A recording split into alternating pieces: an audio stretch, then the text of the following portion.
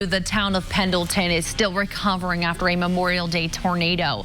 The EF2 tornado rolled through, damaging homes, businesses, and cars.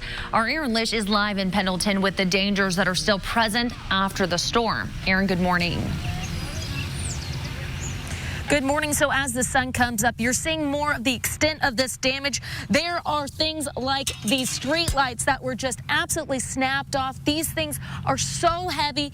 The winds here reached about 130 miles per hour. You can see the debris that's piled up here, some of it even taller than myself. So with all of this, this means there is going to be a lot of cleanup in this area. And looking at some of the data, the CDC says they were looking at a tornado from Illinois, and they said about 50% of the injuries happened because of things after the storm. So we talked to Captain Michael Pruitt, who actually goes around the country helping out with natural disaster cleanups, and he says that he's gone to things like hurricanes and tornadoes, and there are things that you need to look out for. There are things like, of course, those down power lines, gas leaks, sharp edges and nails that can cause some serious injuries after a storm. And also for your home, there are trees that are actually down onto some of these houses, and that's something you should be paying attention to because the structure of your home can be compromised because of all this damage.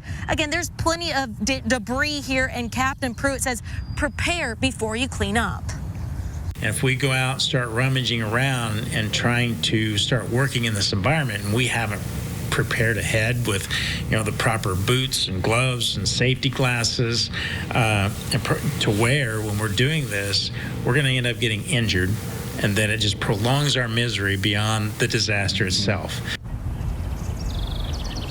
From what Pruitt has seen in other disasters, he says have a safety kit in your home ready to go, including a week's worth of water and non-perishable food. And looking around in this area here, we were talking to law enforcement this morning that were driving around. They say a big issue right now is the power outages. About 200 customers are out from Duke Energy. You have a lot of debris here, and you can even see over in this yard here, this car is absolutely smashed by these trees, and they were basically snapped like twigs, these big trees that have fallen over. So make sure that you are paying attention when you are cleaning up over the next few weeks. If you'd like to help volunteer, we actually have that information on the IndyChannel.com and on the RTV6 storm coverage. I'll send it back to you guys in the studio. Aaron, thank you.